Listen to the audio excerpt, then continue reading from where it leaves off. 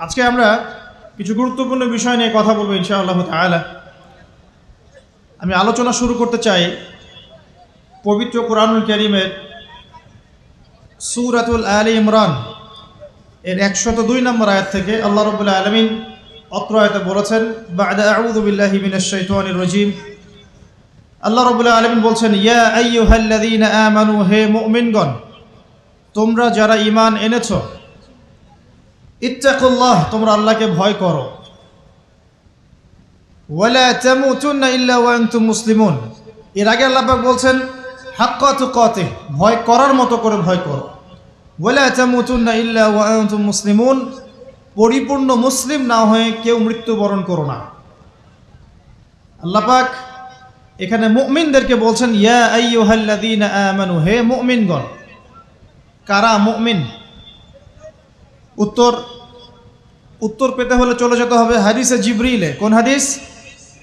হাদিসে জিবরিল, সহিহ মুসলিম হাদিস নাম্বার 9, মিশকাত হাদিস নাম্বার 2।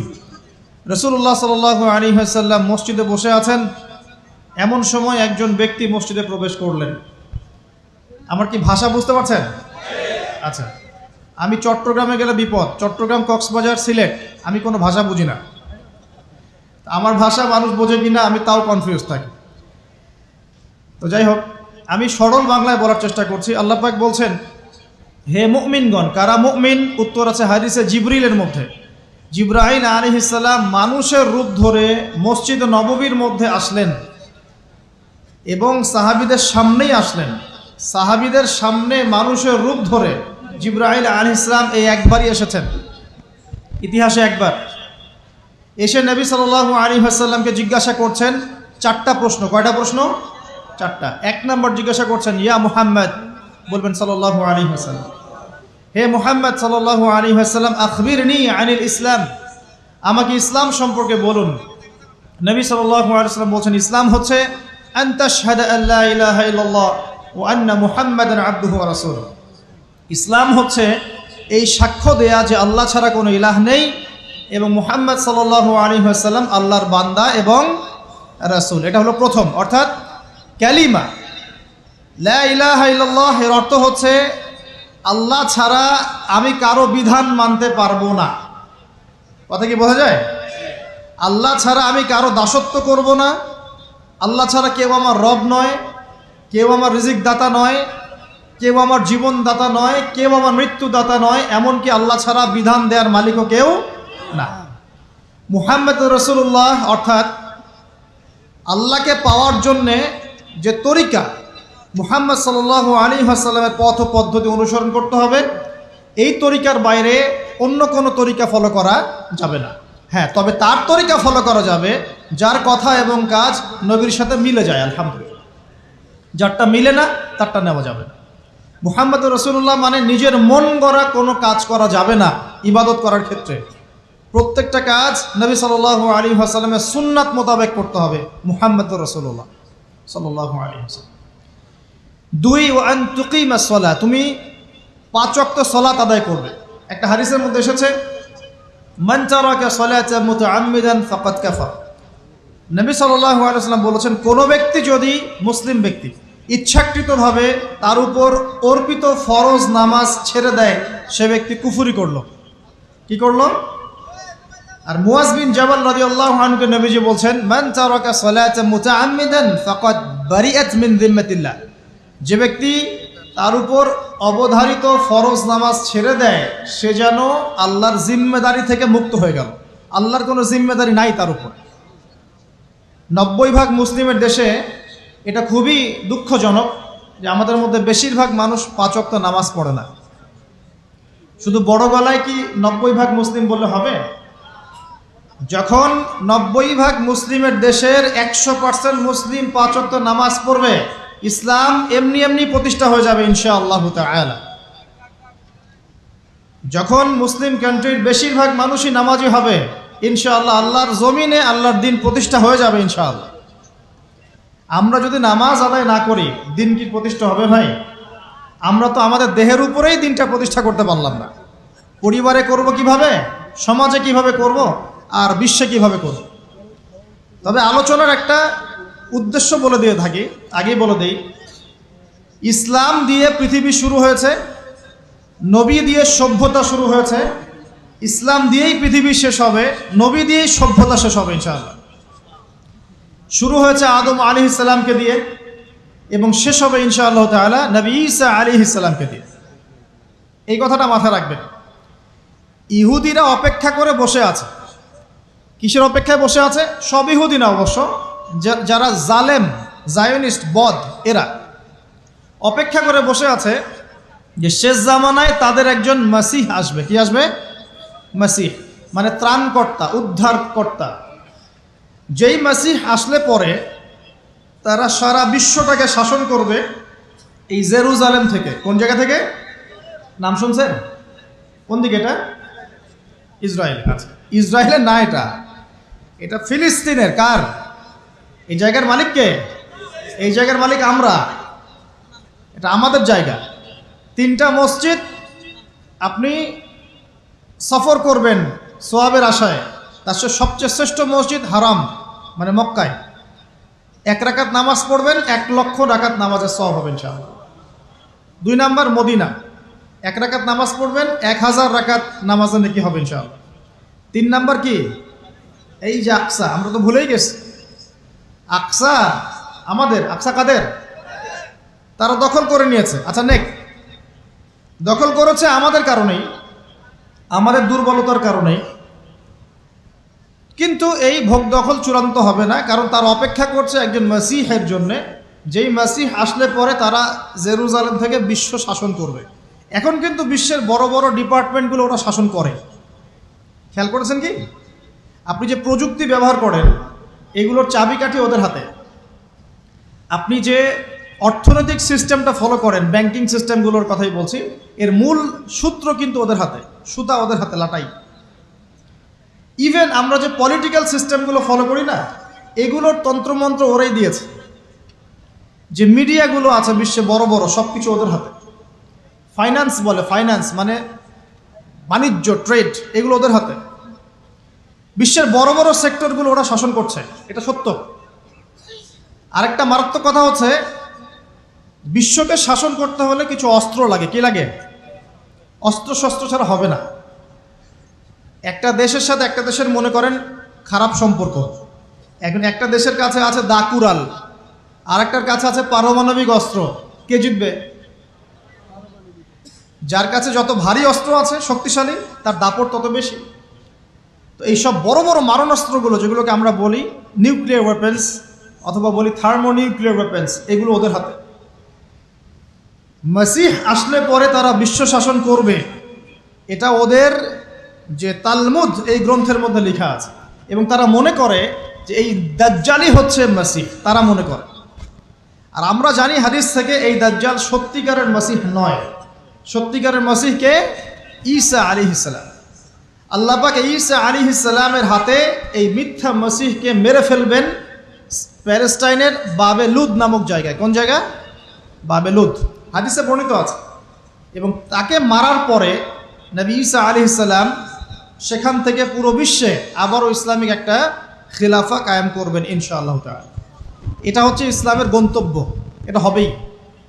পৃথিবীর যত পরাশক্তিগুলো আছে এরা সবাই যদি ঐক্যবদ্ধ হয়ে যায় এবং এই ভবিষ্যৎবাণীটাকে মুছে ফেলতে চায়, কশ্চিনকালেও সফল হবে না ইনশাআল্লাহ। কারণ এটা বলেছেন কে? স্বয়ং আল্লাহ এবং তার রাসূল মুহাম্মদ সাল্লাল্লাহু আলাইহি ওয়াসাল্লাম। এটা আমাদের গন্তব্য, এটা সুসংবাদ দিয়ে শুরু করলাম। এখন আল্লাহ পাক আমাদেরকে বলছেন, হে মুমিনরা, তোমরা আল্লাহকে ভয় করো। ইমানদার কারা বোঝাতে গিয়ে হাদিসে জিবরিল আসছি। জিবরাইল আলাইহিস সালাম এসেছেন, জিজ্ঞাসা করছেন ইসলাম কাকে বলে। নবীজি বলছেন আগে কালিমা, তারপরে সালাত। তো সালাতের কথা বলতে গিয়ে ওখানে চলে গিয়েছিলাম। আমরা যদি ইসলামের বিজয় দেখতে চাই তাহলে সবাইকে 5 ওয়াক্ত নামাজ পড়তে হবে। রাজি আছেন তো? আজকে থেকে 5 ওয়াক্ত নামাজ ছাড়বেন? স্পেশালি যুবক ভাই যারা আছো, তোমাদের তারুণ্য আছে, রক্তের উদ্যম আছে, তোমরা চাইলে অনেক কিছুই করতে পারো। অনেক বার্ধক্যে উপনীত হওয়া মানুষ নামাজ পড়তে চায় কিন্তু পড়তে পারে না। তরুণদের কাছে আল্লাহ পাক সুযোগ দিয়েছেন। আর ইসলামের বিরোধী শক্তি যারা আছে তারা খুব ভালো করেই জানে কিন্তু যে ইসলামের বিজয়ে সবচেয়ে বড় ভূমিকা রাখতে পারে তরুণ সমাজ, যুবক সমাজ, যুব সমাজ, তরুণ প্রজন্ম। এ কারণেই তো দেখবেন তরুণ প্রজন্মকে তাদের উদ্দেশ্য থেকে সরিয়ে দেওয়ার জন্যে তারা আপনার সামনে অনেকগুলো টোপ দিয়ে দিয়েছে। দেখাবো টোপ কয়েকটা। 1 নম্বর টোপ দিয়েছে মেয়ে নারী জাতি, মেয়েদেরকে বেপর্দা করে তোমার সামনে উপস্থাপন করে দিয়েছে, ফ্রি মিক্সিং। এখন তুমি আর ঈমান ধরে রাখতে পারছো না। এটা পরিকল্পিত ছিল, কারণ আল্লাহ পাক বলছেন যুজ্জিনা লিন-নাস হুব্বুশ শাহাওয়াতি মিনান নিসা, মানুষের জন্য সবচেয়ে যে আকর্ষণীয় বিষয়গুলো তার মধ্যে 1 নম্বর হচ্ছে মহিলা, মানে মেয়ে, নারী জাতি। এটা আমাদের কাছে সবচেয়ে আকর্ষণীয়। আল্লাহ পাকের সবচেয়ে সুন্দর সৃষ্টিকে মানুষ না, মানুষের মধ্যে আল্লাহ পাকের সবচেয়ে শ্রেষ্ঠ সৃষ্টিকে নারী জাতি। আল্লাহ পাক তাদেরকে সুন্দর করে সৃষ্টি করেছেন, তাই নয় কি? এই কারণে পুরুষদের সবচাইতে আকর্ষণের জায়গা কোনটা? নারী জাতি। এই কারণে মেয়েদেরকে বেপর্দা করে তোমার সামনে ছেড়ে দেওয়া হয়েছে।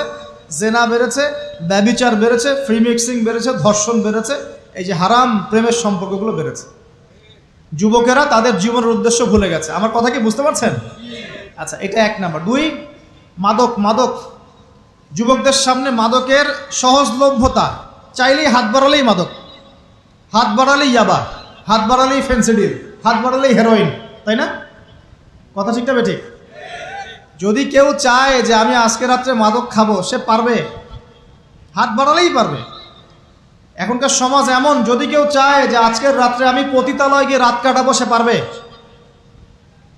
500 টাকা 1000 টাকার বিনিময়ে মানুষ এখন জেনা করতে পারে না? 5 টাকা 10 টাকা 50 100 টাকা দিয়ে মানুষ এখন ইয়াবা কিনে খেতে পারে। আর যারা সীমান্তবর্তী অঞ্চলে আছেন তারা আরও ভালো জানেন আমার কথা কতটুকু সত্য কতটুকু মিথ্যা। যুবকদের সামনে মাদক এমনি দেওয়া হয় নাই। উদ্দেশ্য কি? তোমার দ্বারা ইসলামের বিজয় সম্ভব ছিল। মাদক সেবন করাই তোমাকে সরাই দিয়েছে ওই রাস্তা থেকে। কথা বুঝতে পারছো? খুব সতর্ক। 3 নাম্বার, জুয়া। তোমার সামনে জুয়া দিয়ে দিয়েছে, জুয়া। ফুটবল বিশ্বকাপ হইলে জুয়া, IPL হইলে জুয়া, BPL হইলে জুয়া, ফুটবল ফিফা হইলে জুয়া। জুয়া খেলে না মানুষ। আর যে যুব সমাজ তাদের জীবনের উদ্দেশ্য জানে না, তাদের পক্ষেই সম্ভব এইসব মেসি, আর্জেন্টিনা, ব্রাজিল এইসব নিয়ে ব্যস্ত থাকে। যারা নিজেদের জীবনের উদ্দেশ্য জানে তাদের জন্য কোশ্চিনকালেও এখানে সময় নষ্ট করা সম্ভব না। দুনিয়ার জীবনটা কি খেলতামাশা? দুনিয়ার জীবনটা কি খেলতামাশার জন্যে? আল্লাহ পাক যে হায়াতটা দিয়েছেন, ধরেন 50, 60 বা 100 বছর, এই হায়াতটা কে দিয়েছেন? এই সময়টার মালিক কে? তাহলে আল্লাহ যদি সময়ের মালিক হয়, আমি কেন সময় 1 ঘন্টা অপচয় করবো ওখানে বসে বসে? এই সময়টাকে আমার নাকি? সময়টা আমার বাপের নাকি? সময়টা কার? আল্লাহর দেওয়ার সময় আমি টিভি সেটের সামনে বসে বসে 1.5 ঘন্টা নষ্ট করে ফেললাম। খেললো 2টা দল আর তালি বাজাচ্ছে আমি, মাশাআল্লাহ। কালকে দেখলাম কক্সবাজার থেকে আসার সময় রাস্তা ব্লক, পুরা একটা দল জিতেছে, পুরো রাস্তা ব্লক, হাঁটা যাচ্ছে না, মিছিল, পাগলের মতো মানুষ মোটরসাইকেলে ছুটছে, গাড়ি নিয়ে ছুটছে, সিগারেট খাচ্ছে, আরও যে কি খাচ্ছে, মেয়ে নিয়ে ঘুরছে, আর একটা পতাকা নিয়ে ঘুরছে। যে দেশের পতাকা নিয়ে ঘুরছে ওই দেশ জানেও না মনে হয় যে এই দেশে এই আমার সাপোর্টার আছে। হ্যাঁ, আর খেয়াল করে দেখবেন এই আয়োজনগুলো এখন করানো হচ্ছে মুসলিম দেশগুলোকে দিয়ে। মানে মুসলমানদের অবস্থা দেখলে এখন মনে হচ্ছে সুবহানাল্লাহ,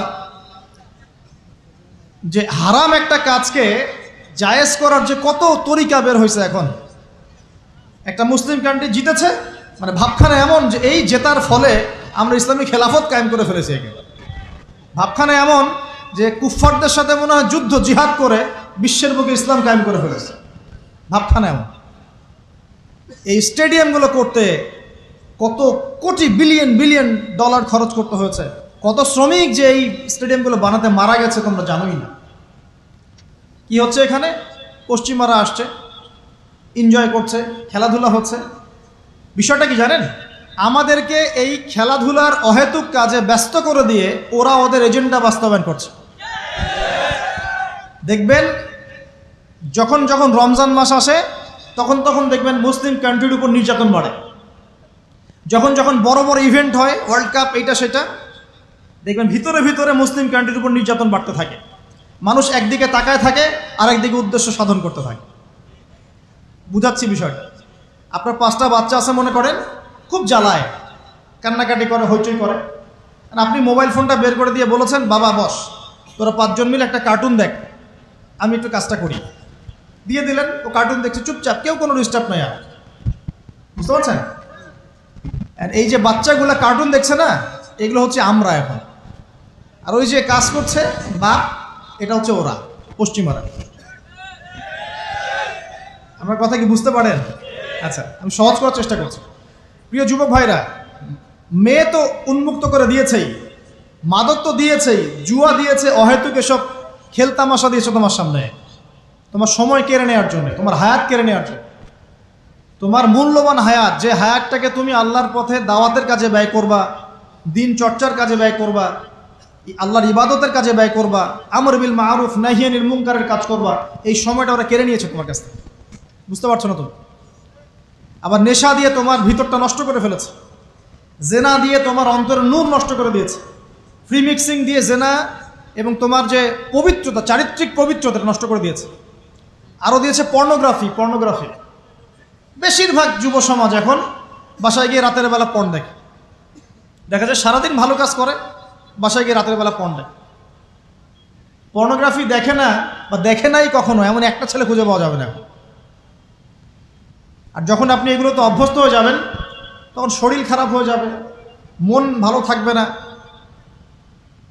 আপনি একাকী গোপন পাপ করবেন, শরীর দুর্বল হয়ে পড়বে। একটা মেয়ের দিকে আপনি সম্মানের চোখে তাকাতে পারবেন না, মনে হবে মেয়ে মানেই মনে হয় ভোগের বস্তু। পর্ণে আসক্ত যারা, তারা কোনো কাজে শান্তি পায় না, অস্থির। এমনকি তারা যদি বিয়ে শাদীও করে, তবু বৈবাহিক জীবনে সুখী হতে পারে না। কেন জানেন? নিজের শক্তি ক্ষমতাগুলো আগেই নষ্ট করে ফেলেছে। এবং অনেকগুলো মেয়ে যখন আপনি দেখবেন নগ্ন, তখন আপনার স্ত্রীকে আপনার কাছে সুন্দর মনে হবে না, মনে হবে এই মেয়ের চেয়ে মনে হয় ওই মেয়েটা সুন্দর, এর চেয়ে মনে হয় ওইটা সুন্দর। আর মেয়ের প্রতি সম্মান তো থাকবেই না, মেয়েকে মনে হবে একটা ভোগের বস্তু। যত বেশি পর্নোগ্রাফি বেড়েছে, তত ধর্ষণ বেড়েছে। দেখেছেন? পর্ন যত বেড়েছে, ধর্ষণ তত বেড়েছে। এমনকি ছোট ছোট বাচ্চারা পর্যন্ত রেহাই পাচ্ছে না। দেখেন না, ছোট ছোট বাচ্চা, 5 বছর 10 বছরের বাচ্চারা, মেয়ে বাচ্চাদের কথা বলছি, এদেরকেও ধর্ষণ করা হচ্ছে। যাদের ঘরে কন্যা সন্তান আছে, তারা খুবই এখন মানে বিপর্যয়ের মধ্যে আছেন আপনারা, আমরা। কারণ সমাজটা তো নষ্ট হয়ে যাচ্ছে। আপনার মেয়েকে কতদিন ঘরে রাখবেন? বাইরে তো পাঠাতেই হবে। বাইরে পাঠালে দেখবেন মেয়ের সম্মান নাই, পর্দা নাই, মেয়েকে জোর করে ধর্ষণ করা হচ্ছে। বাসে, ট্রেনে, অটোতে, অমুকে তমুকে, ট্রাকে মেয়েকে ধর্ষণ করা হচ্ছে। আর প্রত্যেক ধর্ষকের তো আর ইসলামিকভাবে বিচার হচ্ছে না, হচ্ছে? যদি একটা এলাকায় ধর্ষণ হতো আর ধর্ষককে জনসমক্ষে ডেকে ফাঁসি দেওয়া হতো না, তাহলে দেখতেন যে ওই এলাকায় ধর্ষণ বাড়তো না, কমে যেত। যদি একটা এলাকার চোরদেরকে জনসমক্ষে নিয়ে এসে হাত কেটে ফেলা হতো, তাহলে বুঝতেন চুরি কাকে বল। ভয়ে চুরি করতে পারতো না মানুষ। আর ভাগ্য ভালো যে এই নিয়মগুলো এখন নাই। কেন ভাগ্য ভালো বললাম? ভাগ্য ভালো কেন বললাম? কারণ এই নিয়ম যদি এই মুহূর্তে চালু করা হয়, এই মুহূর্তে যে এখন এই সেকেন্ডের মধ্যে চালু করা হয়, তাহলে অনেক বড় বড় রাঘব বোয়াল যারা আছে, ওদের হাত থাকবে না। কথা বুঝতে পারছেন না? কেউ চুরি করে সিসকা চোর বলি আমরা, না কি বলেন আপনারা? ছিচকা চোর বলেন। কেউ আছে চুরি করে, পুকুর চুরি করে। সিসকা চোরকে ধরতে পারলে রাস্তাঘাটে কি মাইটটা দেওয়া হয়, তাই না? মনে হয় যে নিজের শক্তি খাটানোর একটাই জায়গা চোর পিটানো। মসজিদে যদি মসজিদে যদি একটা চোর ধরা পড়ে, কি মাইটটা মারে, খুঁটির সাথে বেঁধে একদম জুতা স্যান্ডেল দিয়ে। আর সামনে যে পুকুর চুরি করে বসে আছে, কিছুই করতে পারতেছে। কি কথা মিথ্যা কথা বলছে? যদি একটা মুসলিম রাষ্ট্রের মধ্যে দুর্নীতি না থাকতো না, মুসলিম রাষ্ট্র বিশ্বকে নেতৃত্ব দিত ইনশাআল্লাহ। যদি কোনো মুসলিম রাষ্ট্রের মধ্যে দুর্নীতিটা না থাকতো না, তাহলে দেখতেন ওই রাষ্ট্র অবশ্যই বিশ্বকে নেতৃত্ব দিত ইনশাআল্লাহ। এমন অনেক অমুসলিম রাষ্ট্র আছে যেগুলো অমুসলিম হওয়া সত্ত্বেও ওদের মধ্যে কোনো দুর্নীতি নাই। জানেন? আল্লাহ পাক আমাদের সবাইকে পরিপূর্ণ মুসলমান হওয়ার তৌফিক দান করুন। দেখেন আল্লাহ পাক বলেছেন উদখুলু ফিস সিলমি কাফা, তোমরা পরিপূর্ণরূপে ইসলামে প্রবেশ করো।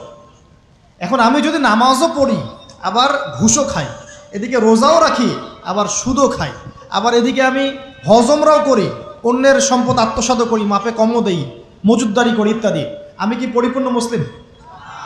আমি কি উদখুলু ফিস সিলমি কাফার উপর আমল করতে পেরেছি? আর আল্লাহ পাক এখানে বলছেন ওয়ালা তামুতুন্না ইল্লা ওয়া আনতুম মুসলিমুন, পরিপূর্ণ মুসলমান না হয়ে তোমরা মৃত্যুবরণই করিও না। করলেই সমস্যা। পরিপূর্ণ মুসলমান না হয়ে মারা গেলেই সমস্যা। কি সমস্যা?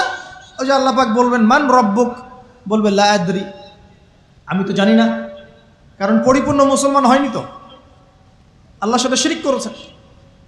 আল্লাহ পাক বলবেন মা দীনুক, বলবে লা আদরি, আমি জানি না। মা দীনুক উত্তর কেমন করে দিতে পারবে? ইসলামের কিছু অংশ মানে, কিছু অংশ মানে না।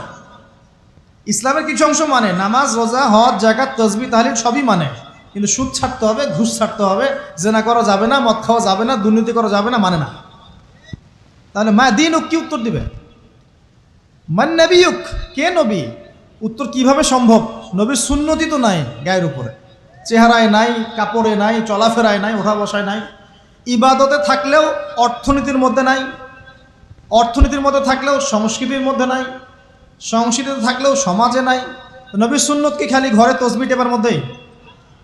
মানে আমরা খালি সুবহানাল্লাহ সুবহানাল্লাহ পড়বো এটাই সুন্নত, দাড়ি ছেড়ে দিব এটাই খালি সুন্নত, টাকনোর উপরে কাপড় পরবো এটাই কি খালি সুন্নত? সমাজের মধ্যে সুন্নত নাই, অর্থনীতির মধ্যে সুন্নত নাই, ব্যবসা বাণিজ্যের সুন্নত নাই, চাকরি বাকরিতে সুন্নত নাই, পরিবারের সুন্নত নাই, সংস্কৃতির মধ্যে সুন্নত নাই।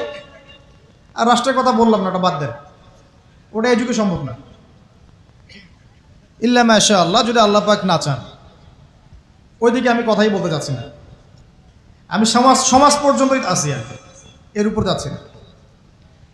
তো প্রিয় ভাইয়েরা, যুবক ভাইদের কথা বলে আমি সামনে যাব। এক নাম্বার কি বলেছি, তোমরা সতর্ক থাকবে মেয়ে থেকে। কি থেকে? মেয়ে থেকে 100 হাত দূরে। 100 হাত মানে আমি বলি, পরামর্শ দেই, আমি তোমাদের ভাইয়ের মতো, ছোট হই আর বড় হই, আর আমাকে এইসব আল্লামা শায়েখ এইসব বলার দরকার নাই। আমি একদম তালেবে ইলম, এখানে বড় বড় অনেক আলেম ওলামায়ে কেরাম আছেন, আমি খুব বিব্রত বোধ করছি কথা বলতে। আমি জানি যে হকপন্থী ওলামায়ে কেরাম যারা, তারা আমাদের মতো অনলাইনেও আসেন না, এই ফেসবুক ইউটিউবে ভিডিও পাবেন না, এমনও আলেম বাংলাদেশে আছেন জানেন, যারা বহু আলেম তৈরি করছেন, মাদ্রাসা খেদমত করছেন। তো তাদের সামনে আমাদেরকে যখন এইভাবে টাইটেল দেন, লজ্জা লাগে, বিব্রত বোধ করি। শেখার কোনো শেষ নাই। আমি একসময় মনে করতাম যে আমি যখন ইন্টারমিডিয়েটের পর থেকে চর্চা করা শুরু করছি, অনার্স মাস্টার্স পর্যন্ত, মনে করছি যে হ্যাঁ, মনে হয় ইসলাম সম্পর্কে ভালোই জানছি। তারপর যখন কওমি আলেমদের কাছে পড়তে শুরু করলাম, বলি এগুলো ভিতরের কথা, খোলামেলা বলি, গল্প করছি আপনাদের সাথে, রাগ করছেন নাকি? তখন বুঝলাম যে বিগত 5-7 বছরে তো আমি কিছু পড়াশোনা করছি বলে মনে হচ্ছে না। যেমন একটা হাদিস শো করে বললাম যে ওস্তাদ, এই যে আল্লাহ রাসূল সাল্লাল্লাহু আলাইহি ওয়াসাল্লাম বলেছেন যে একজন মুমিন ব্যক্তি আর একজন মুমিন ব্যক্তির আয়না স্বরূপ। কি স্বরূপ? আয়না স্বরূপ। তো আমি যদি অনলাইনে কোনো ভাইয়ের ভুল ধরিয়ে দেই সমালোচনার মাধ্যমে, তাহলে কি আমি হাদিসের উপর আমল করলাম না? তখন ওস্তাদ মিটিমিটি হাসছেন, বলছেন যে তোমার তো টুকটাক অ্যারাবিক গ্রামারের বেস ভালোই, তোমার কি মনে হয়? আমি বললাম যে আমার কাছে তো এটাই মনে হচ্ছে যে আমি যদি সমালোচনা করি, আমি তো এই আমর বিল মারুফ নাহি আনিল মুনকারের কাজই করলাম। তো তিনি বলছেন আসলে এই হাদিসের ব্যাখ্যা এমন নয়। কেমন ব্যাখ্যা? তুমি কি খেয়াল করো নাই? আমাকে বলছে তুমি কি খেয়াল করো নাই, তুমি যখন আয়নার সামনে গিয়ে দাঁড়াও, তখন আয়না কিন্তু তোমার সাথে কথা বলে না, আয়না নীরব থাকে, স্থির থাকে, কিন্তু তোমার দোষ ত্রুটি কোথায় আয়না কিন্তু দেখিয়ে দেয়। মনে করেন, বুঝাচ্ছি, মনে করেন আপনার গাল কেটে গেছে, আপনি আয়নার সামনে দাঁড়িয়েছেন, আয়না কিন্তু আপনাকে বলে দিবে না এই যে তোমার গাল কাটা, এই ছেলে তোমার গাল কাটা, হ্যাঁ এই মেয়ে, এই ছেলে তোমার এই সমস্যা ওই সমস্যা, বলবে? চুপচাপ থাকবে, আয়না দেখিয়ে দিবে আপনার ভুলটা কোথায়। তো তিনি আমাকে হাদিসের ব্যাখ্যা শিখাচ্ছেন, বলছেন যে একজন মুমিন ভাই যদি কোনো ভুলের উপর থাকে, তুমি সঠিকটা আমল করে ওর সামনে দাঁড়িয়ে দেখিয়ে দিবে যেটা সঠিক। তো বুঝলাম, যতদিন যাচ্ছে আমি বুঝতে পারছি যে আসলে এই জ্ঞানের সমুদ্র যে কত গভীর, 100 বছর হায়াত দিলেও মনে হয় শেষ করতে পারবো না। তো প্রিয় যুবক ভাইরা, নসিহত করছি, সেটা হচ্ছে যে দিনের জ্ঞান অর্জন করতে হবে। জ্ঞান অর্জনের কোনো বিকল্প নাই। আর জ্ঞান অর্জনের জন্য শুধুমাত্র ফেসবুক, ইউটিউব যথেষ্ট নয়। এগুলো কনস্ট্রাকটিভ কোনো মাধ্যম নয়, বরং ফিতনা ছড়াবে এগুলো কিন্তু বেশিরভাগ ক্ষেত্রে ফিতনাই ছড়াচ্ছে। আপনার কাছে মনে হচ্ছে হয়তো যে অনেক কিছু লাইভ হচ্ছে, আমরা পাচ্ছি, হ্যাঁ, অনলাইনের মাধ্যমে জানছি, হ্যাঁ ঠিক আছে, স্বীকার করি, ভালো আছে, কিন্তু এর মন্দটা অনেক বেশি। এর মধ্য দিয়ে আলেমে বিভক্তি হয়ে গেছে। এর মধ্য দিয়ে একে অপরের সাথে আমাদের সম্পর্ক নষ্ট হয়ে যাচ্ছে। গীবত, তহমত, সমালোচনা, কাদা ছোড়াছুড়ি সংস্কৃতি বাড়ছে, ঐক্য বিনষ্ট হচ্ছে, অনেক সমস্যা হচ্ছে। আর এগুলো কনস্ট্রাকটিভ সিলেবাস নয়। সিলেবাস আপনাকে ওলামায়ে কেরামের কাছে এসে জানতে হবে। আমি বলছি 1 নাম্বার কোরআন থাকবে। আপনাদের জেনারেলদের জন্য বলছি, কারণ আপনাদের জন্য এটা এত সহজ হবে না। মাদ্রাসা যারা পড়া শুরু করেছেন ছোটোবেলা থেকে তাদের জন্য সহজ, আপনাদের জন্য এত সহজ নয়। সিলেবাসগুলো জেনে রাখেন। কোরআন পড়তে হবে আগে, পবিত্র কোরআনের বিশুদ্ধ তেলাওয়াত শিখতেই হবে, এবং প্রত্যেক দিন চেষ্টা করবেন 1 পৃষ্ঠা 2 পৃষ্ঠা, আধা পারা 1 পারা করে তেলাওয়াত করার জন্য। তেলাওয়াতের কোনো বিকল্প নাই, প্রত্যেক হরফে 10 নেকি পাবেন ইনশাআল্লাহ। এরপরে এর ভাষা আছে, কোরআনিক গ্রামার আছে, নাহুসর। আর এই বইগুলো আপনি একা পড়তে পারবেন না। এই বইগুলো পড়তে হলে ওস্তাদ লাগবেই। এক একটা বই 2 বছর করে পড়তে হইতে পারে, পড়তে হবে। যদি আপনি কোরআন জানতে চান, বুঝতে চান, পড়তে হবেই। আর যদি মনে করেন না আমার এত জানা বোঝার দরকার নাই, সেটা আলাদা বিষয়।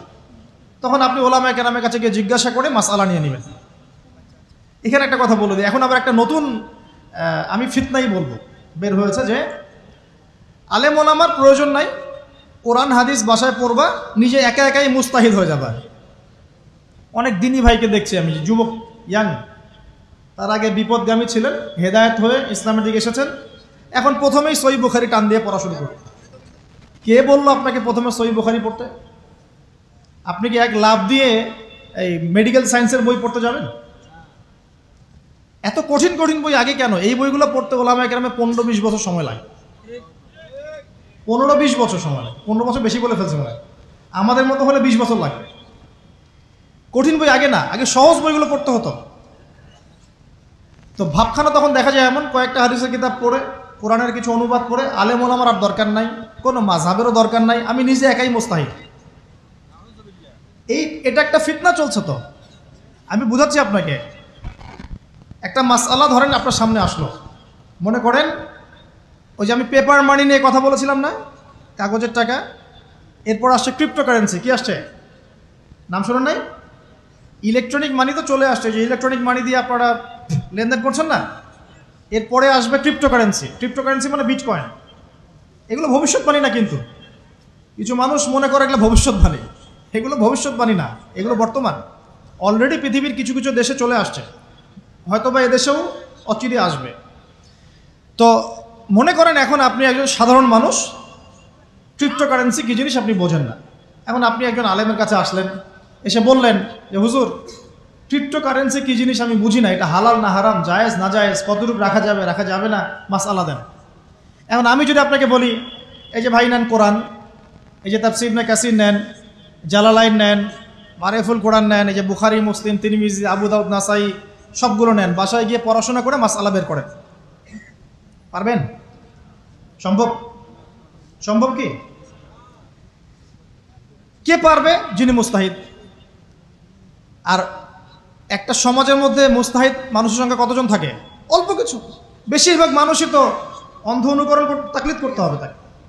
তখন এই যে আপনি আমার কাছ থেকে মাসআলাটা জানলেন, এই মাসআলা জেনে নেওয়াটা কি আপনার জন্য উচিত না অনুচিত? আপনার এই মাসআলা জেনে নেওয়াটা কি উচিত না অনুচিত? এই মাসআলা আমার কাছে বা আলেমের কাছে না জানলে কিভাবে শিখবেন আপনি? শেখার জন্য আপনাকে আসতে হবে না? এটাই মাযহাব, এটাই মাযহাব। এখানে বিভ্রান্তির কোনো সুযোগ নাই যে আমি এগুলা মানি না, আমি খালি বইপত্র একা একা পড়বো, আলেম হয়ে যাবে, সম্ভব না। যখন আমরা কলেজে পড়তাম অনেক সময় মনে হতো যে হয়তো বা সম্ভব, যখন পড়া শুরু করেছি তখন দেখছি যে না, এই সমুদ্রে ডুব দেওয়া কেবল শুরু, এর তলানি খুঁজে বের করতে 100 বছর লাগবে মনে হয়, আল্লাহ ভালো জানেন। আল্লাহু আকবার। দিনের জ্ঞান অত বেশি। আলী রাদিয়াল্লাহু আনহু একটা কথা বলে দিয়ে সামনে যাচ্ছি। আলী রাদিয়াল্লাহু আনহু শেষ বয়সে বলছেন, তাকে প্রশ্ন করা হচ্ছে যে আপনার কি কোনো দুঃখ আছে জীবনে? আলী রাদিয়াল্লাহু আনহু বলছেন যে আমি শুরু থেকে নবী সাল্লাল্লাহু আলাইহি ওয়াসাল্লামের পাশে ছিলাম, আমার দুঃখ নাই, তবে একটা মনের কষ্ট। কি? আমি যে জ্ঞানগুলো শিখেছি নবীর কাছ থেকে সাল্লাল্লাহু আলাইহি ওয়াসাল্লাম, সেই জ্ঞান বিতরণ করার জন্য কোনো পাত্র খুঁজে পেলাম না। কি গভীর কথা! যে জ্ঞান শিখেছি এটা বিতরণ করার পাত্রই খুঁজে পেলাম না। তাহলে পাত্র, আমরা তো পাত্র, জ্ঞান বিতরণ করবেন উলামায়ে কেরাম। পাত্র আমরা যদি পরিষ্কার না হয় জ্ঞান কিভাবে পাবেন?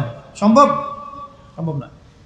আরেকটা বিষয় বলে দেই, যখন আপনি জ্ঞানের চর্চায় মাঠে নামবেন, আল্লাহ পাক আপনার সম্মানার্থে ফেরেশতার পাখা আপনার পায়ের নিচে বিছিয়ে দিবেন ইনশাআল্লাহ। আর যখন আপনি জ্ঞান চর্চা করে আলেম হবেন ইনশাআল্লাহ তাআলা, আপনার জন্যে আসমান জমিনের সমস্ত মাখলুক, এমনকি সমুদ্রের নিচের মাছ, গর্তের ভিতরের পিপিলিকা, সবাই আল্লাহর কাছে আপনার জন্য ইস্তেগফার করবে ইনশাআল্লাহ। একটা হাদিসে নবীজি বলেছেন যে আকাশের চাঁদটাকে তোমরা যেমন দেখো উজ্জ্বল অন্য নক্ষত্রগুলোর তুলনায়, ঠিক তেমনি সাধারণ মানুষের উপরে একজন আলেমের মর্যাদা এমন। তো প্রিয় ভাইয়েরা, যুবক ভাইদেরকে বলছি, স্পেশালি আজকের লেকচারটা স্পেশালি তোমাদের জন্যই, যে এই ফাঁদগুলো থেকে বেঁচে থাকবে এবং এলেম অর্জন করবে। এলেম অর্জনের কোনো বিকল্প নয়, এবং এলেম অর্জনের জন্য সিলেবাস লাগবে। আর অনেক বইপত্র একা একা পড়তে পারবে না, আলেম ওলামাদের সংস্পর্শ লাগবেই, অন্যথায় পারবে না। এর পাশাপাশি আপনি সিরাতের বই পড়বেন, ইতিহাস পড়বেন, ইসলামিক অর্থনীতি পড়বেন, হ্যাঁ, ভূরাজনৈতিক প্রেক্ষাপটের বইগুলো পড়বেন, এগুলো ঠিক আছে। এবং জেনারেল লাইনে যেখানে পড়াশোনা করছেন, এই পড়াশোনাও কন্টিনিউ করবেন, এবং আপনার প্রতিভা দিয়ে আপনার জায়গা থেকেই ইসলামের খেদমত করবেন ইনশাআল্লাহ তাআলা। পারা যাবে না? আল্লাহ তৌফিক দান করুন। যুবক ভাইদের সামনে এই ফাঁদ। কেন ফাঁদ? কারণ যুবক ভাইরা যদি জীবনের উদ্দেশ্য জেনে ফেলে এবং ইসলাম প্রতিষ্ঠার কাজে আত্মনিয়োগ করে, তাহলে কুফফার শক্তি পালানোর জায়গা খুঁজে পাবে না ইনশাআল্লাহ। প্রিয় ভাইরা, আল্লাহ রাব্বুল আলামিন বলছেন মুমিনদেরকে, হে মুমিনরা, তোমরা আল্লাহকে ভয় করো। দেখুন, 6টা পিলারে বিশ্বাস না করা পর্যন্ত কেউ মুমিন হয় না। কয়টা পিলার? 1 নাম্বার হচ্ছে আল্লাহর প্রতি বিশ্বাস। 1 নাম্বার আল্লাহর প্রতি বিশ্বাস। 2 ফেরেশতা মণ্ডলীর প্রতি বিশ্বাস। 3 আসমানি কিতাব সমূহে বিশ্বাস। 4 নবী রসুলগণের প্রতি বিশ্বাস। 5 পরকালের প্রতি বিশ্বাস। এবং 6 তাকদীরের ভালো মন্দের প্রতি বিশ্বাস। এই 6টা পিলারকে মনে বিশ্বাস করতে হয়, মুখে স্বীকৃতি দেওয়া লাগে, এবং কাজেও বাস্তবায়ন করতে হয়, তারপর আপনি মুমিন হবেন ইনশাআল্লাহ। আল্লাহ পাক বলছেন আমাদেরকে, এই মুমিনদেরকে, তোমরা আল্লাহকে ভয় করো, ভয় করার মতো ভয় করো। এটার ব্যাখ্যা কি? ভয় করা মানে কি? শুধু নেক আমল করা মানেই আল্লাহকে ভয় করা নয়। আল্লাহ পাকের যত নিষেধ আছে, এই নিষেধগুলো ছেড়ে দেওয়ার নাম হলো আল্লাহকে ভয় করা। যদি আমি নামাজ পড়ি, প্রমাণিত হবে না যে আমি আল্লাহকে ভয় করি। হারাম ছেড়ে নামাজ পড়েন, হালাল খেয়ে নামাজ পড়েন, প্রমাণ হবে আপনি আল্লাহকে ভয় করেন। নামাজ পড়াটা একটু সহজ কাজ, কিন্তু এই হারাম রিজিক ছেড়ে দেয় এত সহজ কাজ নয়। রোজা রাখা সহজ কাজ তুলনামূলক, কিন্তু সুদ ঘুষ ছেড়ে দেওয়া এত সহজ কাজ নয়। তাসবিহ তাহলিল করা সহজ কাজ, কোরআন তেলাওয়াত করাও সহজ কাজ তুলনামূলক, কিন্তু ওই বোনের সম্পত্তি তাকে ফিরিয়ে দেওয়া এত সহজ নয়। অন্য মুসলিম ভাইয়ের মান সম্মান রক্ষা করা তো সহজ নয়। পরিবারে পর্দা এবং নামাজ কায়েম করা তো সহজ নয়। এবং এই সুদ ঘুষ দুর্নীতি অন্যের সম্পদ আত্মসাৎ থেকে বের হয়ে আসা এত সহজ নয়। তাকওয়া মানে কি? পরিপূর্ণরূপে ইসলামে প্রবেশ করা, আল্লাহ পাকের যাবতীয় হুকুম আহকাম মেনে চলা, আদেশও এবং নিষেধও। আল্লাহ পাক বলছেন শেষে, ওয়ালা তামুতুন্না ইল্লা ওয়া আনতুম মুসলিমুন। একজন নবীর কথা খালি বলবো, বিশৃঙ্খলা করেন না, একটু ধৈর্যের সাথে বসেন। আমরা খুব লম্বা আলোচনা করব না, একটু বসেন, শেষ করে দিচ্ছি আস্তে আস্তে। আর যদি কারো কোনো প্রশ্ন থেকে থাকে, এভাবে চিরকুট আকারে আমাদের এখানে দিতে পারেন ইনশাআল্লাহ। মুসলিম না হয়ে মৃত্যুবরণ করো না। আল্লাহ পাকের কালাম পবিত্র কোরআনের মধ্যে সূরা হজ নামে একটা সূরা আছে। এখানে আল্লাহ পাক সূরা হজের মধ্যে ইব্রাহিম আলাইহিস সালামের কথা বলছেন যে হুয়া সাম্মাকুমুল মুসলিমিন। ইব্রাহিম আলাইহিস সালাম সেই নবী যিনি তোমাদের নাম মুসলিম দিয়েছেন। কি দিয়েছেন? আচ্ছা, ইব্রাহিম আলাইহিস সালামের দুটো ঘটনা বলবো খালি, আমি আপনাকে ইসলাম দেখাচ্ছি কি জিনিস। দেখুন, তার স্ত্রীকে আল্লাহ পাক বলছেন রেখে আসো, হাজেরা আলাইহিস সালামকে রেখে আসো মক্কার কাবা ঘরের কাছে, যেখানে কোনো মানুষ নাই, কোনো খাবার পানি কিচ্ছু নাই, সাথে ছোট সন্তান ইসমাইল। দেখেন, রেখে আসার সময় কিন্তু ইব্রাহিম আলাইহিস সালাম আল্লাহকে বলেন নাই যে আল্লাহ আমি আমার স্ত্রী সন্তানকে ওখানে কেন রেখে আসব, এর পিছনে যুক্তি কি, এর পিছনে বিজ্ঞান কি, এর পিছনে দর্শন কি জিজ্ঞেস করেছিলেন?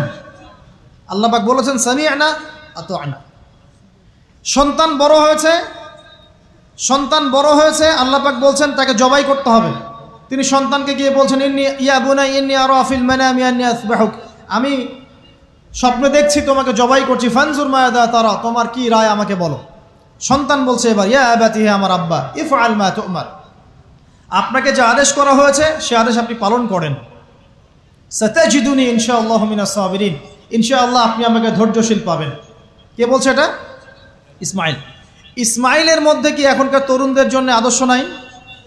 যে বয়সে ইসমাইল আলাইহিস সালাম বলছেন আব্বা আমাকে জবাই করে দেন, কোনো সমস্যা নাই, ইনশাআল্লাহ আপনি আমাকে ধৈর্যশীল পাবেন, ওই বয়সের আমাদের তরুণ প্রজন্ম টিকটক প্রজন্ম, ওই বয়সে আমাদের তরুণ প্রজন্ম কিশোর গ্যাংয়ে যোগ দিয়েছে, জেনা করেছে, মাদক খাচ্ছে, জুয়া খেলছে, এই যে জার্সি গায়ে দিয়ে ঘুরে বেড়াচ্ছে। দেখেন, এই ওয়াজে আসার সময় দেখলাম যে কিছু ছেলে দাঁড়িয়ে আছে ওখানে, কি হচ্ছে ওখানে দাঁড়ায়, বক্তা এখন আসে নাই, সিগারেটের প্যাকেট থেকে সিগারেট বের করে টান দিচ্ছে ওখানে। বক্তা তো এখন আসেন, টান দিয়ে যায়, তারপর বসে। মাদক বলতে কি বোঝো তোমরা? খালি গাঁজা, ইয়াবা, ফেন্সিডিলি মাদক? সিগারেটটা মাদক না? এই জর্দা খাই, এটা কি মাদক না? এগুলো মাদকের মধ্যে পড়ে, এগুলো ফ্যাশন হয়ে গেছে এখন। আল্লাহ পাক তোমাদেরকে এগুলো থেকে হেফাজত করুন। আমি দেখেন, ইসমাইল বলছেন হে আমার আব্বা আমাকে আপনি জবাই করে দেন, যদি আল্লাহ আদেশ করে থাকেন, আমাকে ধৈর্যশীল পাবেন ইনশাআল্লাহ। মা বোনদের জন্য বলছে এখানে একটা কথা, দেখুন প্রিয় মা বোনরা ভালো করে শুনুন। দেখুন, ইসমাইল আলাইহিস সালামকে কিন্তু তার বাবা বড় করেন নাই। ইসমাইল আলাইহিস সালাম বড় হয়েছেন মক্কায় তার মায়ের কাছে, হাজরা আলাইহিস সালামের কাছে। আর ইব্রাহিম আলাইহিস সালাম থাকতেন সিরিয়ায়, শামে, তার আরেক স্ত্রী সারা আলাইহিস সালামের সাথে তিনি যাওয়া আসা করতেন। আর তখনকার যাওয়া আসা এত সহজ ছিল না, তখন কোনো মোটর যান ছিল না। তো দেখুন, যেমন মা তেমন সন্তান। কেমন মা? হাজরা আলাইহিস সালামকে বলা হচ্ছে যে তোমাকে এখানে রেখে যেতে আল্লাহ আদেশ করেছেন। তো হাজরা আলাইহিস সালাম বলছেন এখানে তো কোনো পানিও নাই, কোনো খাবারও নাই, আপনি এখানে আমাদেরকে একা ফেলে যাচ্ছেন ইব্রাহিম আলাইহিস সালাম বলছেন আল্লাহর আদেশ, কিছু করার নাই। এখন হাজরা আলাইহিস সালাম বলছেন আচ্ছা যদি আল্লাহ আদেশ করে থাকেন তাহলে ইনশাআল্লাহ আল্লাহ আমাদের হেফাজত করবেন, আল্লাহর প্রতি আমি পূর্ণ তাওয়াক্কুল করলাম। কে বলছেন? হাজরা। এই হাজরা আলাইহিস সালামের দেখেন এখানে তো কোনো খাবারই নাই, পানিও নাই, এক মশক পানি একটু খাবার দ্রুতই শেষ হয়ে গেল। শেষ হওয়ার পর তিনি ছোটাছুটি করছেন, suffer Marwah suffer Marwah suffer Marwah, কোথাও যদি একটু পানি পাওয়া যায়। কি তাওয়াক্কুল আল্লাহর প্রতি, ছোটাছুটি করছেন, বাচ্চা ইসমাইল কান্নাকাটি করছে। মায়ের এই ছোটাছুটি আল্লাহর কাছে এত পছন্দ হয়েছে, যতদিন হজ থাকবে এই হাজরা আলাইহিস সালামের স্মৃতির সাথে জড়িত এই সাই থাকবে। এবং এই ঘটনা আল্লাহর কাছে এত পছন্দ হয়ে গেল যে আল্লাহ পাক জিবরাইল আলাইহিস সালামকে পাঠিয়ে জামজাম কূপের পানি বের করে দিলেন, যেই কূপের পানি জীবনে কখনো শেষ হয় না, পানি খেলে খিদাও লাগে না। চিন্তা করে দেখেন, গ্যালন গ্যালন পানি যাচ্ছে, গ্যালনের পর গ্যালন জামজাম থেকে প্রত্যেক দিন। এমনকি মদিনায় গেলেও আপনি জামজামের পানি পাবেন, মসজিদে কুবায় গেলেও জামজামের পানি পাবেন। আর পৃথিবীর বিভিন্ন জায়গায় তো আমরা নিয়ে আসছি, শেষ হয়েছে? পানির স্তর 1 ইঞ্চি পর্যন্ত নিচে নেমেছে। দেখেন, আল্লাহর প্রতি যখন মানুষ পূর্ণ তাওয়াক্কুল করে তখন আল্লাহর মারিফত নেমে আসে। যখন মানুষ আল্লাহর প্রতি পূর্ণ তাওয়াক্কুল করে ফেলবে তখন আল্লাহ পাক আধ্যাত্মিকত্ব দিয়ে দিবেন সব। এটা কি বিজ্ঞান দিয়ে ব্যাখ্যা করা যায়? একজন ফেরেশতা আসলো, পাখা দিয়ে আঘাত করলো, মাটি থেকে ঝর্ণা বের হওয়া শুরু হলো। এখনকার বিজ্ঞান বিশ্বাস করবে? কোনো যুক্তি দর্শন বিশ্বাস করবে না। এই যে মা, তাওয়াক্কুল কারিনী মা, তার গর্ভ থেকে জন্ম নিয়েছে ইসমাইলের মতো সন্তান, যে বলছে আব্বা আমাকে জবাই করতে চাইলে করে দেন, কোনো সমস্যা নাই, আল্লাহর ইনশাআল্লাহ আপনি আমাকে ধৈর্যশীল পাবেন। সুবহানাল্লাহ। এই জন্য বলি, আমাদের পরিবারের মায়েরা যদি হাজরা আলাইহিস সালামের মতো হতে না পারে, তাহলে ইসমাইলের মতো প্রজন্ম তৈরি হবে না। অতএব প্রিয় মা ও বোনেরা, একটা নসিহত যথেষ্ট আপনাদের জন্য, যে নিজেরা হাজরা আলাইহিস সালামের মতো আল্লাহর প্রতি পূর্ণ তাওয়াক্কুলকারী হয়ে যান। নামাজ ছাড়িয়েন না। কোনো মহিলা যদি মাত্র 4টা কাজ করতে পারে, নবী সাল্লাল্লাহু আলাইহি ওয়াসাল্লাম বলেছেন জান্নাতে যাওয়ার জন্য সবগুলো দরজা খুলে দেওয়া হবে। 1 নাম্বার, কোনো মহিলা যদি 5 ওয়াক্ত নামাজ পড়ে, এখানে শুধু ফরজ নামাজের কথা বলা হচ্ছে, নফলের কথাও বলা হচ্ছে না। 2 নাম্বার, যদি একজন মহিলা রমজান মাসে সওম রাখে, ফরজ সওম, ফরজ রোজা, নফল রোজার কথাও বলা হচ্ছে না। 3 নাম্বার, যদি মহিলা, একজন নারী যদি তার সতীত্বকে হেফাজত করতে পারে, পর্দা মেনে চলতে পারে। এই পর্দা বলতে আমরা ডিজিটাল বোরখা বোঝাচ্ছি না। পোশাকটা এমন হবে না যে পোশাক পরেও গায়ের কাঠামো কতটুকু আঁটো-সাঁটোটা বোঝা যায়, এই বোরখা চলবে না। বোরখা এমন হবে না, পোশাক এমন হবে না যে বাহির থেকে ভিতরের অঙ্গ দেখা যায়, এই বোরখা চলবে না। পোশাক এমন হবে না যে পোশাকটা পুরুষদের পোশাকের সাথে সাদৃশ্য আছে, গেঞ্জি টি শার্ট পরা যাবে না। পোশাকটা এমন হবে না যেই পোশাকটা অমুসলিমদের সংস্কৃতির সাথে বা ধর্মীয় কালচারের সাথে সাদৃশ্য আছে, এমন পোশাকও চলবে না। যদি কোনো নারী 3 নাম্বার তার লজ্জাস্থানের হেফাজত করতে পারে, মানে শরঈ পর্দা মেনটেন করতে পারে। আর পর্দা করে যদি কলেজে গিয়ে আর ইউনিভার্সিটিতে গিয়ে সহি প্রেমে লিপ্ত হন, তাহলেও পর্দা হবে না।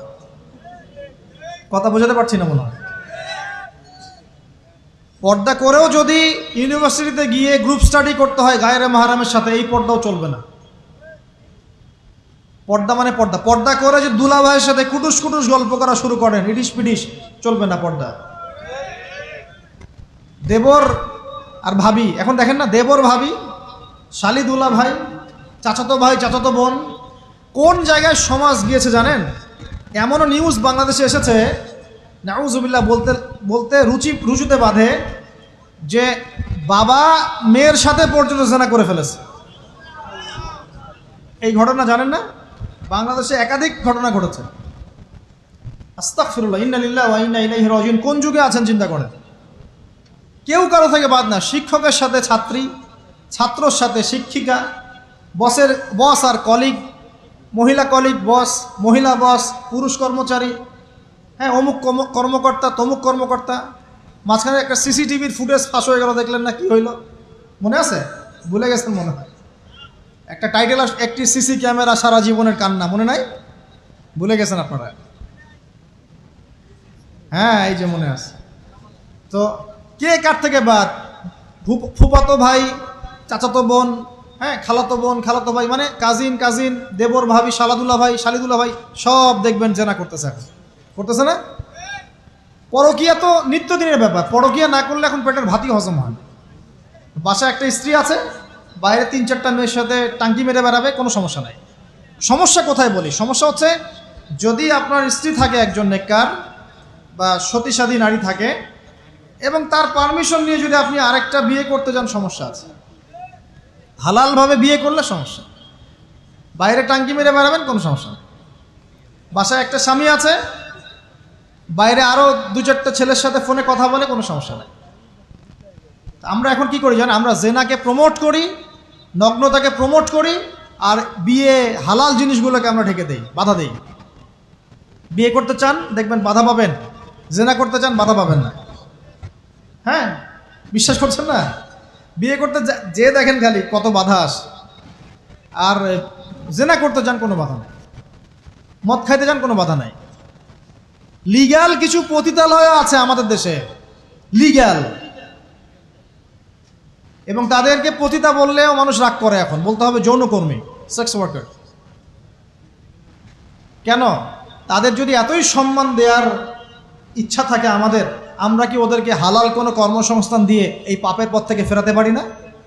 ঠুনকো আবেগ দেখাও মিয়া, বাইরে খালি কিছু টাকা পয়সা ইনভেস্ট করে একটা প্রজেক্ট হাতে নিয়ে এই মেয়েদেরকে, মহিলাদেরকে যদি একটা ভালো কর্মসংস্থানের ব্যবস্থা করে, ওরা কি জেনা করবে নাকি? ও তো টাকার জন্য করে, পেটের দায়ে করে। কোনো মেয়ে কি চায় নিজের ইজ্জত মানুষের কাছে বিক্রি করতে? কোনো মেয়ে চায় না। প্রিয় দিনী বোনেরা, পোশাক এই 4টা মূলনীতি মেনে চলবেন। পোশাক এমন হবে না, আটো-সাটো পোশাক চলবে না, পাতলা পোশাক চলবে না, বাইরে থেকে ভিতর দেখা যায়, পুরুষের পোশাক চলবে না, এবং অমুসলিমদের সাদৃশ্য আছে এমন পোশাক চলবে না। আপনি বাসায় কি পোশাক পরে থাকেন আমরা এখানে তো কোনো রকম ইন্টারফেয়ার করতে যাচ্ছি না, কিন্তু বাইরে যদি গায়রে মাহরামদের সাথে বের হন, সামনে বের হন, তাহলে অবশ্যই আপনাকে এই পর্দা মেনটেন করেই আসতে হবে। এটা ইসলামিক লস। আর আল্লাহর আইন যদি আপনি না মানেন, আপনার কবর আপনার, আমার কবর আমার। ফাযাক্কির ইন্নামা আনতা মুযাক্কির, উপদেশ দাও তুমি, শুধু উপদেশদাতা। লাস্তা আলাইহিম বিমুসাইতির, তুমি কারো প্রতি দারোগা নও, আমাদের দায়িত্ব জাস্ট প্রচার করা। বাল্লিগু আন্নী ওয়ালাউ আয়া, একটা আয়াত জানলেও খালি প্রচার করে দাও, দ্যাটস অল। ফাযাক্কির ইন নাফাআতিদ যিকরা, তুমি উপদেশ দাও যদি উপদেশ কোনো কাজে আসে। প্রিয় ভাইয়েরা, বন্ধুদের কথা বলতে এখানে এসেছিলাম। একটা মেয়ে 4টা কাজ করলে জান্নাতে চলে যাবে ইনশাআল্লাহ। 5 ওয়াক্ত নামাজ, ফরজ নামাজ, 2 রমজান মাসের সওম, 3 নাম্বার লজ্জাস্থানের হেফাজত, আর 4 নাম্বার স্বামীর আনুগত্য। স্বামীর কি দেখেন, ফ্যামিনিস্ট মেয়েরা বলবে স্বামীর দাসত্ব। দাসত্ব আনুগত্য এক জিনিস নয়, মনে থাকবে। দাসত্ব আনুগত্য এক জিনিস নয়। আনুগত্য মানে কি? আনুগত্য মানে আপনার স্বামী আপনাকে কোরআন সুন্নাহ মতো চালানোর চেষ্টা করছে, আপনি এটা ফলো করবেন, আনুগত্য। আর আপনার স্বামী যদি আপনাকে কোরআন সুন্নাহর বাইরে যদি বলে যে আসো, অফিসের কলিগরা আসছে, আমার টেবিলে খাবার পরিবেশন করো, যাবেন না আপনি, আনুগত্য করবেন না। আপনার স্বামী বলছে যে সুন্দর করে সাজুগুজু করো তো, আজকে ঘুরে আসি সাজেক, ঠিক আছে, বাইকের পিছনে বসে আপনাকে নিয়ে যেতে যাচ্ছে, আপনি যাবেন না, বলবেন যে এরকম সাজুগুজু করে গায়রে মাহরামদের সামনে যাওয়া জায়েজ নাই। আনুগত্য কি? কোরআন সুন্নাহ সমর্থিত কাজে আপনি স্বামীকে ফলো করবেন, আনুগত্য। স্বামী যদি এমন কোনো আদেশ করে যে আদেশটা কোরআন সুন্নাহর বাইরে যায়, আপনি এখানে কোনো আনুগত্য নাই। একটা হাদিস আছে, লা তাআতা লি মাখলুক ফি মা'সিয়াতিল খালিক, মানে স্রষ্টার অবাধ্যতায় সৃষ্টির কোনো আনুগত্য নাই। আল্লাহর অবাধ্যতায় সৃষ্টির কোনো আনুগত্য নাই। প্রিয় ভাইরা, একটা আয়াত আমাদের জন্য যথেষ্ট হবে ইনশাআল্লাহ। মুমিন আমরা মুমিন না? মুমিন না? আল্লাহয় বিশ্বাস করি কি না? ফেরেশতায় বিশ্বাস করি না? নবী রাসূল আসমানি কিতাবে, পরকাল, তাকদীরে বিশ্বাস করি তো? আমরা সবাই ইসলামের বিজয় চাই কি না? আমরা সবাই পরিপূর্ণ মুসলমান হতে চাই কি না? আমরা চাই কি না যে আমাদের সাথে সাথে আমাদের পরিবারটাও জান্নাতে যাক? এবং আমরা চাই কি না যে আমাদের সমাজটাও ইসলামের আলো আলোকিত হোক? চাই কি না? যদি চাই, প্রিয় ভাইয়েরা, আমার 10টা নসিহত। কয়টা? 10টা। জাস্ট 10টা লাইন বলবো, আর আপনাদের ধৈর্য নষ্ট করছে না। 1, জ্ঞান অর্জনের যে কথা বলেছি, জ্ঞান শুধু অর্জন নয়, জ্ঞানের বিপ্লব ঘটাতে হবে। পারবেন ইনশাআল্লাহ? যে যেখানে পড়াশোনা করছেন করেন, কিন্তু ইসলামিক পড়াশোনা বাদ দিয়ে নয়। দিনের জ্ঞান আগে অর্জন করতে হবে, বাল্য বয়সে অর্জন করতে হবে। আল্লাহ তৌফিক দান করুন। 2 নাম্বার, প্রত্যেক দিন কোরআনকে সময় দিবেন। কি করবেন? প্রত্যেক দিন কোরআনকে সময় দিবেন। প্রত্যেক দিন মিনিমাম 1 ঘন্টা করে হলেও কোরআন তেলাওয়াত করার চেষ্টা করেন। পারবেন ইনশাআল্লাহ? 2। 3 নাম্বার, আপনার জীবনটাকে রাসূলুল্লাহ সাল্লাল্লাহু আলাইহি ওয়াসাল্লামের সুন্নাত দিয়ে সাজাতে হবে। প্রত্যেকটা কাজ করার আগে 3 বার চিন্তা করবেন। কয়বার? 3 বার, যে এই কাজটা কিভাবে করলে সুন্নত হবে, কিভাবে করলে সুন্নত হবে না।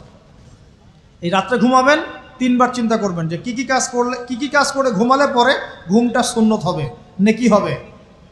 ওযু করবেন, সূরা ফালাক নাস ইখলাস পড়বেন, আয়াতুল কুরসি পড়বেন, সূরা বাকারার শেষে 2টা আয়াত পড়বেন, 33 বার সুবহানাল্লাহ, 33 বার আলহামদুলিল্লাহ, 34 বার আল্লাহু আকবার পড়বেন। ডান দিকে কাত হবেন, আল্লাহুম্মা বিইসমিকা আমুতু আহইয়া। ব্যাস। যদি 6 ঘন্টা ঘুমিয়ে থাকেন, 6 ঘন্টার প্রত্যেক সেকেন্ডে নেকি পাবেন ইনশাআল্লাহ। এর নাম সুন্নত। প্রতিটা কাজ সুন্নত মাফিক করতে হবে। একটা খালি কথা বলে দেই, শুধু একবার দরুদ পড়ে নাই, নবীর নাম শুনে দরুদ পড়ে নাই ইচ্ছাকৃতভাবে, তাকে নবীজি বলছেন সে ধ্বংস হোক। নবী বলছেন আমিন, মানে বদদোয়া হচ্ছে এটা। তাহলে সারা জীবন যে আমরা দাড়ি রাখছি না, টাকনোর নিচে কাপড় পরছি, হ্যাঁ, যে গোফ লম্বা করে একদম শুশুকের মতো রেখে দিয়েছি, কাটছি না, লেবাস ইসলাম না আসছে না, নামাজ পড়ছি না সুন্নাহ মোতাবেক জীবন করছি না, আমাদের কি হবে? আমরা কি নবী সাল্লাল্লাহু আলাইহি ওয়াসাল্লামের সুপারিশ পাবো? কবরে তাকে দেখালে উত্তর দিতে পারবো? পারবো ইনশাআল্লাহ। কখন? যখন আমরা পুরো জীবনটাকে নবীর সুন্নাহ মতো ঢেলে সাজাবো ইনশাআল্লাহ। সূরা আল ইমরানের মধ্যেই আছে, কুল ইন কুনতুম তুহিব্বুনাল্লাহ ফাত্তাবিউনি। আল্লাহ বলছেন, হে নবী বলে দিন, তোমরা যদি আমার ভালোবাসা চাও, আল্লাহকে পেতে চাও, তাহলে নবীকে অনুসরণ করো, আমাকে অনুসরণ করো। আল্লাহ পাক কী করবেন? ইউহিব্বুকুমুল্লাহ, আল্লাহ পাকও তোমাদেরকে ভালোবাসবেন। ইয়াগফির লাকুম যুনুবাকুম, আল্লাহ পাক তোমাদের সমস্ত গুনাহ মাফ করে দেবেন ইনশাআল্লাহ। আল্লাহু গফুর রহিম। 3 নাম্বার বলেছি ভাই, নবীর সুন্নাহ মতো জীবন গড়েন। 4, একটা হালাল রিজিক অন্বেষণ করেন, হারামে যাবেন না। ওয়াদা করেন যে না খেয়ে মরে গেলেও হারাম রিজিকে যাবেন না। পারবেন তো ইনশাআল্লাহ? আল্লাহ পাক তৌফিক দান করুন। 5 নাম্বার, পরিবারের আদর্শ হবে জান্নাতি আদর্শ। পরিবারের মধ্যে অনইসলামিক কোনো কালচার ঢুকতে দিবেন না। টিভিটা আছে না পরিবারে, আসার মানে আছে ভেঙে দিবেন একেবারে। যদিও বা টিভির চেয়ে ডেঞ্জারাস জিনিস এখন আমাদের হাতেই থাকে। টিভি তো তাও মানুষ সবাই একসাথে বসে দেখতো, যে যার মতো দেখতে পারতো না। একটা নাটক সিনেমা দেখলেও সবাই মিলে দেখতে হতো। তো এখন তো ফোন, সবার ঘরে ঘরে একটা পৃথিবী, সবাই ঘরে ঘরে যে যার মতো দেখছে আর কি। টিভি ভেঙে আর কি করবে? বাদ দেন, থাক, টিভি আর ভেঙে কি করবে? আচ্ছা, আর পরিবারে পর্দা থাকতে হবে। ছোটবেলা থেকে সন্তানদেরকে কোরআনের শিক্ষা দেওয়া লাগবে, তালিম থাকতে হবে পরিবারে। পরিবারে হালাল রিজিক থাকতে হবে। আরেকটা কথা বলি, পরিবারে মেয়েদের প্রতি, স্পেশালি মেয়েদের প্রতি নরম থাকবেন, কঠিন হয় না। কারণ আমার অভিজ্ঞতা থেকে বলছি ভাই, নারী জাতির প্রতি কঠিন হয়ে কোনো ফায়দা নাই। যত কঠিন হবেন তত সমস্যা। আর এই ব্যাপারে আপনার চেয়ে আমার অভিজ্ঞতা 1 ধাপ বেশি, মাত্র 1 ধাপ। আচ্ছা, 5টা। 6 নাম্বার হচ্ছে ইসলামিক কিছু ফাউন্ডেশন বা অ্যাসোসিয়েশন গড়ে তোলার চেষ্টা করেন।